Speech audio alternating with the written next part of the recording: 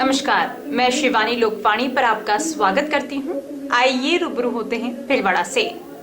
देश के उत्तरी पर्वतीय इलाकों में बीती 4-5 दिनों से हो रही बर्फबारी के कारण राजस्थान सहित देश के मैदानी क्षेत्रों में सर्दी व गलन भरी हवाओं की मौजूदगी ने खासा असर दिखाना शुरू कर दिया है।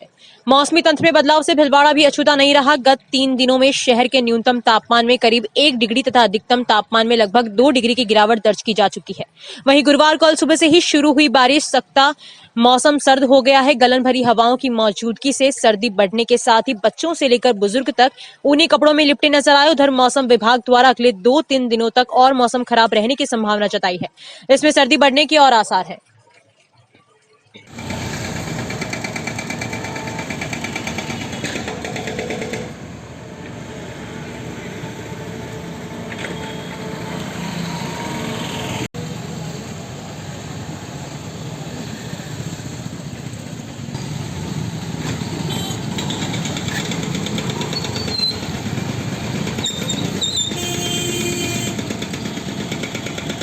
जिले में बीते करीब 1.5 माह में डेंगू वायरल का प्रकोप जोरों पर है। चिकित्सा विभागीय आंकड़ों के अनुसार जिले में अब तक कुल 319 डेंगू पीड़ित सामने आ चुके हैं। यह तो सिर्फ एलाइजा टेस्ट के आंकड़े हैं, जबकि कई कार्ड टेस्ट में मिले मरीजों की संख्या करीब 1500 से 2000 के बीच है।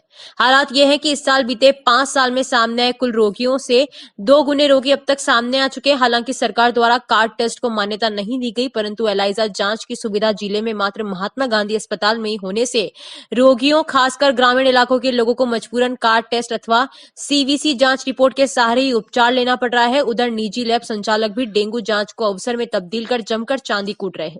वहीं दिनों दिन पांव पसार रहे डेंगू रोग का आलम यह है कि बीते 5 साल में सामने आए कुल डेंगू रोगियों के मुकाबले इस साल अब तक करीब 2 गुना मरीज सामने आ चुके हैं। सीएमएचओ डॉक्टर मुश्ताक खान ने बताया कि हालांकि बीते कुछ दिनों में डेंगू वायरल आदि अन्य मौसमी बीमारियों का असर कुछ कम हुआ है, फिर भी विभाग द्वारा न सिर्फ आमजनों को सतर्कता बरतने का आह्वान किया जा रहा है, बल्कि सर्वे टीमों को भी विशेष दिशा निर्देश दिए गए हैं। साथ ही एंटी लार्वा गतिविधियां भी संपादित की जा रही है। उन्होंने बताया कि विभाग की ओर से अब तक कुल 2713 रोगियों की एलाइजा जांचें की जा चुकी है, जिनमें से 319 में डेंगू पॉजिटिव की पुष्टि हुई है। इन दिनों में जो सीजनल डिजीज है उसका प्रकोप जो है पहले की तुलना में थोड़ा कम हुआ है, लेकिन अभी भी जो है बहुत एहतियात रखने की ज़रूरत है। अभी जो भीड़ भाड़ वाले जगहों पे जाने से अपने को बचना चाहिए, क्योंकि वायरल जो इन्फेक्शन है वो भी क्राउड से फैलता है। छींकने और खांसने से वायरल इन्फेक्शन भी फैलता है। और घरों में जो साफ़ सफाई अभी की है हमने, तो मॉस्किटो डेंसिटी अभी कम हुई है, लेकिन अभी अपने को इसको थोड़ा निरंतर और 2 सप्ताह तक करने की ज़रूरत है। किन सर्वे करिए सर घरों में, या जैसे लार्वा कभी? जी हाँ, हमने जो CHA की टीम्स हैं उनको हमने शहरी क्षेत्र में लगा दिया गया था, और दिवाली 3 तारीख तक हमारी टीमें जो काम कर रही थी उसके बाद पुनः हमने वापस टीमों को लगाया है, ताकि एक राउंड हम लोग और करा देंगे तो घरों से जो पानी की टंकियाँ मटकियाँ हैं उनकी थोड़ा लार्वे के हिसाब से चेक हो जाएंगी वो। और सभी लोगों से भी मेरा यही कहना है कि टीम जब आएगी आपके पास तो आप उसका पूरा सहयोग करें, और जिस तरह से वो बताएं आगे से आप लोग खुद जो है अपने आसपास जो है पानी को इकट्ठा ना होने दें। भीलवाड़ा के प्रसिद्ध धार्मिक पर्यटक स्थल हरणी महादेव में स्थित प्राचीन शिवालय परिसर में विशाल नंदीश्वर की प्रतिमा स्थापित की जा रही है।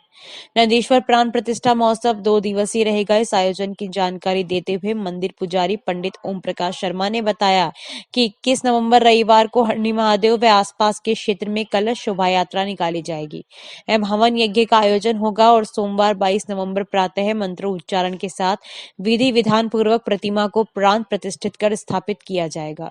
हरणी महादेव मंदिर सेवा समिति के महादेव जाट ने बताया कि हरणी महादेव मंदिर परिसर में स्थापित होने वाली नंदीश्वर की प्रतिमा दौसा जिले के सिकंदरा में बनकर तैयार हो चुकी है। काले रंग की इस प्रतिमा वजन 60 टन है और यह 7 फीट लंबी 5 फीट चौड़ी है। इस आयोजन को लेकर मंदिर ट्रस्ट व सेवा समिति ने तैयारियां पूर्ण कर ली है। वहीं इस 2 दिवसीय प्राण प्रतिष्ठा महोत्सव में हरणी महादेव मंदिर ट्रस्ट व मंदिर सेवा समिति के साथ ही कई विशिष्ट नागरिक व क्षेत्रवासी श्रद्धालु मौजूद रहेंगे। हरणी महादेव मंदिर में नंदेश्वर भगवान की स्थापना हो रही है। 21 तारीख को जल यात्रा प्रारंभ होगी और मंदिर के चारों तरफ घूम के मंदिर के सामने आ जाएगी। और स्थापना कब होगी? ये 22 तारीख को स्थापना होगी। सोमवार को होगा और सुबह प्रातःकाल होगा। उसके पहले हवन वगैरह होगा और ये होगा। और ठीक है, आपका नाम बताओ। ओम प्रकाश जी शर्मा, हरणी महादेव मंदिर। सर, हरणी महादेव मंदिर में विशाल नंदीश्वर भगवान की प्रतिमा की स्थापना होगी और ये कम से कम 6.5 फीट लंबाई है और 3.5 फीट चौड़ाई है और 4 फीट इसकी हाइट है। और ये काफ़ी दिनों से भक्तों की ये थी कि भाई यार कम से कम यहाँ बाहर बड़ा शिवलिंग है, बड़ा शिवालय है, तो यहाँ कम से कम एक भव्य मूर्ति की स्थापना हो। तो सबकी मांग के अनुसार हमने ये चीज़ इसकी तैयारी की है। और ये अभी कम से कम 4 महीने पहले हमने दौसा सिकंदरा जो है वहाँ हमने इसकी मूर्ति की गढ़ाई हो रही है। अब मूर्ति लगभग कंप्लीट हो चुकी है और इसको कल या परसों में यहाँ ला करके 4 दिन पहले ही यहाँ ले आएंगे। और उसके बाद इसकी 21 तारीख को दिन में हवन होगा और बाकी और भी कलश यात्रा का वगैरह प्रोग्राम होगा। और 22 तारीख को सुबह 7:15 बजे इसकी स्थापना की जाएगी। महादेव जाट अन्य महादेव मंदिर ट्रस्ट। जानकारियों का सिलसिला यूं ही जारी रहेगा। अभी लेते हैं ब्रेक। देव गार्डन रिसोर्ट नियर सोना resort, Sanganer road, Bhilwara.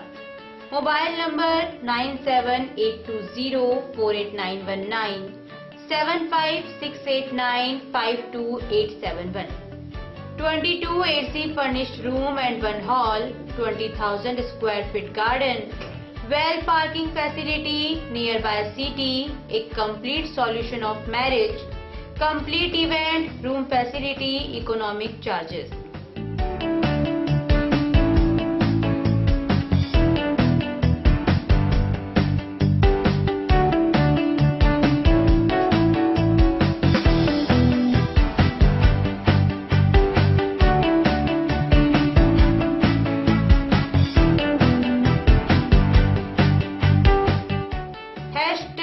Multi cuisine family restaurant, Indian food, Italian food, lunch, snacks, Chinese fast food, breakfast, dinner, Punjabi food।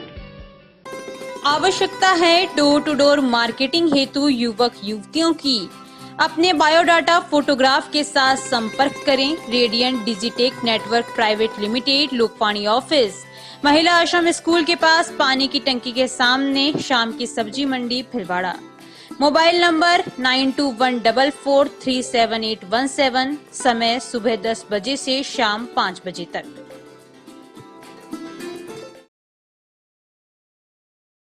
Shri Ganesh उत्सव सेवा समिति के माह के निःशुल्क शिविर।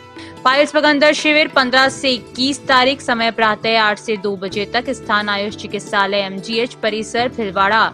परामर्श doctor GL Sharma, doctor Anurag Sharma. Corona जानकारी एवं काढ़ा वितरण हर माह 19 से 23 तारीख, समय प्रातः 8 से 2 बजे तक, स्थान आयुष चिकित्सालय। परामर्श डॉक्टर अनुराग शर्मा, डॉक्टर मोहिनी मीणा। योग प्राणायाम शिविर हर माह 21 तारीख, समय प्रातः 7 बजे, स्थान सीताराम धर्मशाला MGH परिषद, भीलवाड़ा। परामर्श डॉक्टर उमाशंकर शर्मा। पथरी रोग शिविर 25 से 30 तारीख, समय प्रातः 10 से 2 बजे तक, स्थान गैलेक्सी क्लिनिक मोती बावजी के पास, सांगानेर रोड। परामर्श डॉक्टर किरण शर्मा। श्वास, पुरानी खांसी, जुकाम शिविर 27 से 28 तारीख, समय प्रातः 8 से 2 बजे तक, स्थान आयुष चिकित्सालय MGH परिसर, भीलवाड़ा। परामर्श doctor Anurag Sharma, doctor Mohini Meena. Post covid शिविर 29 व 30 तारीख, समय प्रातः 8 से 2 बजे तक, स्थान आयुष चिकित्सालय MGH परिसर, भीलवाड़ा। परामर्श doctor Anurag Sharma, doctor Mohini Meena. Sugar घुटना दर्द एक्यूप्रेशर शिविर हर रविवार, स्थान अपना घर वृद्धाश्रम, आरसी व्यास कॉलोनी, भीलवाड़ा। समय प्रातः 9 से 11 बजे तक। परामर्श doctor SN Nuwal, Subhash Garg. Break के बाद एक बार फिर आपका स्वागत। आइए देखते हैं कुछ अन्य जानकारियाँ।